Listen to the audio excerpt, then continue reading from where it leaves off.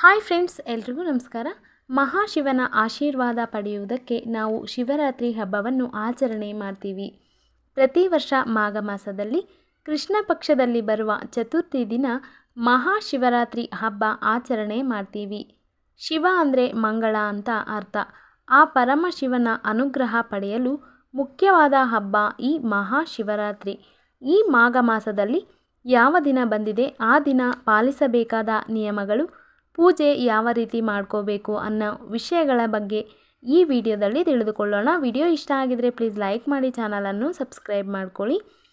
ಈ ಶಿವರಾತ್ರಿ 300 ವರ್ಷಗಳ ನಂತರ ಬರುತ್ತಿರುವ ವಿಶೇಷವಾದ ಮಹಾಶಿವರಾತ್ರಿ.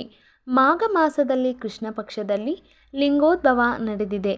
ಶಿವನ್ನ ಭೋಲೆನಾಥ ಅಂತಾನೂ ಕರೀತಾರೆ. ಮಣ್ಣಿನ ಮಡಿಕೆಯಲ್ಲಿ ನೀರಿನಿಂದ ಅಭಿಷೇಕ ಮಾಡಿದರೂ ತುಂಬ ಖುಷಿಯಾಗಿ ವರಗಳನ್ನು ನೀಡುತ್ತಾನೆ. ಆದರೆ ಎಲ್ಲರೂ ಅಭಿಷೇಕ ಮನೆಯಲ್ಲಿ ಮಾಡೋಕ್ಕೆ ಭಯಪಡ್ತಾ ಇರ್ತಾರೆ.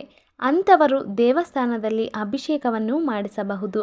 ಶಿವರಾತ್ರಿ ದಿನ ಮುಖ್ಯವಾಗಿ ಅಭಿಷೇಕ, ನಾಮಸ್ಮರಣೆ, ಜಾಗರಣೆ, ಉಪವಾಸ, ಬಿಲ್ವಾರ್ಚನೆ ನಾವು ಇವುಗಳನ್ನು ಮಾಡಬೇಕೆಂದರೆ ಶಿವರಾತ್ರಿ ಮುಂದಿನ ದಿನ ಅಂದರೆ ತ್ರಯೋದಶಿ ದಿನಾನೇ ನಾಳೆ ಜಾಗರಣೆ ಉಪವಾಸ ಮಾಡ್ತೀನಿ ಅಂತ ಶಿವನ ಮುಂದೆ ಪ್ರಾರ್ಥನೆಯನ್ನು ಮಾಡ್ಕೋಬೇಕು. ತ್ರಯೋದಶಿ ದಿನ ಸಂಜೆಯಿಂದ ಉಪವಾಸ ಪ್ರಾರಂಭ ಮಾಡಬೇಕು. ತ್ರಯೋದಶಿ ದಿನ ಸಂಜೆ ಹಾಲು ಹಣ್ಣು ತಿಂದು ಉಪವಾಸವನ್ನು ಪ್ರಾರಂಭಿಸಬೇಕು. ನಂತರ ಶಿವರಾತ್ರಿ ದಿನ ಬೆಳಗ್ಗೆ ಬೇಗ ಎದ್ದು ತಲೆ ಸ್ನಾನ ಮಾಡಿ ಹೊಸ್ತಿಲ ಪೂಜೆ ಮಾಡಬೇಕು. ಶಿವನಿಗೆ ಪೀಠವನ್ನು ಉಪಯೋಗಿಸಿ ಪೂಜೆ ಮಾಡಬಹುದು.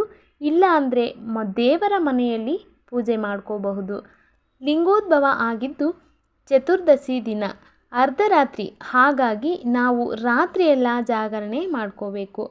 ಶಿವನಿಗೆ ರುದ್ರಾಕ್ಷ ದೀಪ, ತೆಂಗಿನಕಾಯಿ ದೀಪ ಬೆಳಗಿಸಬೇಕು.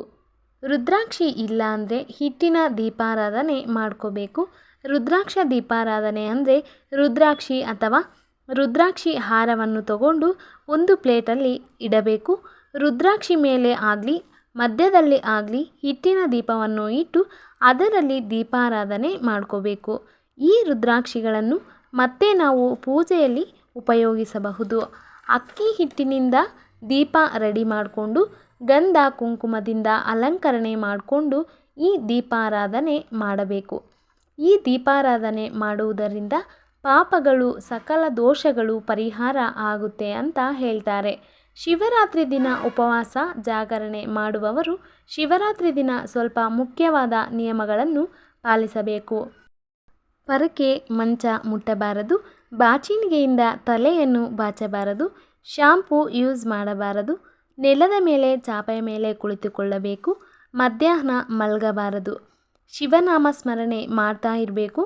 ತೆಂಗಿನಕಾಯಿ ದೀಪಾರಾಧನೆ ಮಾಡೋಕ್ಕೆ ತೆಂಗಿನಕಾಯಿ ಒಡೆದು 3 ಕಣ್ಣು ಇರುವಂತಹ ಚಿಪ್ಪು ಉಪಯೋಗಿಸಬಾರದು. 3 ಕಣ್ಣು ಇಲ್ಲದೆ ಇರುವಂತಹ ಚಿಪ್ಪನ್ನು ಪೂಜೆಯಲ್ಲಿ ಉಪಯೋಗಿಸಿ. ಮೊದಲನೇದಾಗಿ 3 ಬಾರಿ ಅಥವಾ 5 ಬಾರಿ ಅಕ್ಕಿಯನ್ನು ಹಾಕಿ ಒಂದು ತೆಂಗಿನಕಾಯಿ ಚಿಪ್ಪನ್ನು ಇಡಬೇಕು. ಅದರಲ್ಲಿ 3 ಬತ್ತಿಗಳನ್ನು ಹಾಕಿ ಎಳ್ಳೆಣ್ಣೆ ಅಥವಾ ತುಪ್ಪ, ಬೆಣ್ಣೆಯಿಂದ ದೀಪಾರಾಧನೆ ಮಾಡಬೇಕು. ಬಿಲ್ವಾರ್ಚನೆ ಮಾಡಬೇಕು. ಶಿವನಿಗೆ ಬಿಲ್ವಪತ್ರೆ ಅಂದರೆ ತುಂಬಾ ಇಷ್ಟ. ಶಿವರಾತ್ರಿ ದಿನ ಬಿಲ್ವಪತ್ರೆಯನ್ನು ಎಡಗೈಯಲ್ಲಿ ಎಸೆದರೂ ಶಿವ ಖುಷಿಯಾಗಿ ವರಗಳನ್ನು ನೀಡುತ್ತಾನೆ. ಸಂಜೆ ಬೆಳಗ್ಗೆ ದೀಪಾರಾಧನೆ ಮಾಡಬೇಕು. ಶಿವರಾತ್ರಿ ದಿನ ತಪ್ಪದೆ ದೇವಸ್ಥಾನಕ್ಕೆ ಹೋಗಿ ಶಿವನ ದರ್ಶನವನ್ನು ಪಡೆಯಬೇಕು. ರಾತ್ರಿ ಜಾಗರಣೆ ಮಾಡುವಾಗ ಟಿವಿ, ಮೊಬೈಲ್ ನೋಡಬಾರದು. ನೋಡಿದರೂ ಶಿವನ ಹಾಡುಗಳು, ದೇವರ ಬಗ್ಗೆನೇ ನೋಡಬೇಕು. ಹಾಗೆ ಶಿವರಾತ್ರಿ ದಿನ ಬಿಳಿ ಅಕ್ಷತೆಯನ್ನು ಶಿವನಿಗೆ ಅರ್ಪಿಸಿದರೆ ಬಹಳ ಒಳ್ಳೆಯದು. ಒಂದು ಪ್ಲೇಟಲ್ಲಿ ಅಕ್ಕಿ ತಗೊಂಡು 1 ಸ್ಪೂನ್ ವಿಭೂತಿ ಪೌಡರ್ ತಗೊಂಡು ಮಿಕ್ಸ್ ಮಾಡಿಕೊಂಡರೆ ಶಿವನಿಗೆ ಇಷ್ಟವಾದ ಅಕ್ಷತೆ ತಯಾರಾಗುತ್ತೆ. ಬಿಲ್ವಪತ್ರೆಗಳನ್ನು ಅರ್ಪಿಸುತ್ತಾ ಓಂ ನಮಃ ಶಿವಾಯ ಅಂತ ಜಪಿಸಬೇಕು. ಹಾಗೆ ಶಿವನಿಗೆ ಎಕ್ಕೆ ಹೂವು ಅಂದರೆ ತುಂಬಾ ಇಷ್ಟ. ಸಾಧ್ಯವಾದರೆ ಎಕ್ಕೆ ಹೂವುಗಳನ್ನು ಅರ್ಪಿಸಿ. ಈ ವರ್ಷ ಮಾರ್ಚ್ 8ನೇ ತಾರೀಕು ಶುಕ್ರವಾರ ಶಿವರಾತ್ರಿ ಬಂದಿದೆ. ಈ ಮಾಘ ಮಾಸದಲ್ಲಿ ಮಾರ್ಚ್ 8ನೇ ತಾರೀಕು ಶುಕ್ರವಾರದ ದಿನ ಬೆಳಗ್ಗೆ 8 ಗಂಟೆಗೆ ಪ್ರಾರಂಭವಾಗಿ ಮರುದಿನ ಮಾರ್ಚ್ 9ನೇ ತಾರೀಕು ಶನಿವಾರದ ದಿನ ಬೆಳಗ್ಗೆ 9 ಗಂಟೆಯವರೆಗೂ ಇರುತ್ತೆ. ಶಿವನ ಫೋಟೋ ವಿಗ್ರಹ 2 ಇಲ್ಲ ಅಂದರೆ ಬಿಲ್ವಪತ್ರೆಯನ್ನು ತಗೊಂಡು ಆ ಬಿಲ್ವಪತ್ರೆನ ಶಿವ ಅಂತ ಭಾವಿಸಿ ಅಭಿಷೇಕ ಮಾಡಬಹುದು.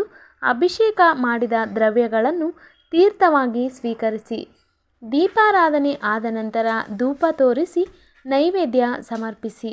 ನೈವೇದ್ಯಕ್ಕೆ ಹಾಲು, ಬೆಲ್ಲ, ಹಣ್ಣು ಹಾಗೂ ಸಿಹಿ ತಿಂಡಿಗಳು ಸಮರ್ಪಿಸಬಹುದು. ಪೂಜೆ ಆದ ನಂತರ ಶಿವನಿಗೆ ಆರತಿಯನ್ನು ಅರ್ಪಿಸಬೇಕು. ವಿಡಿಯೋ ಇಷ್ಟ ಆಗಿದ್ದರೆ ಪ್ಲೀಸ್ ಲೈಕ್ ಮಾಡಿ, ಚಾನಲನ್ನು ಸಬ್ಸ್ಕ್ರೈಬ್ ಮಾಡ್ಕೊಳ್ಳಿ. Thanks for watching.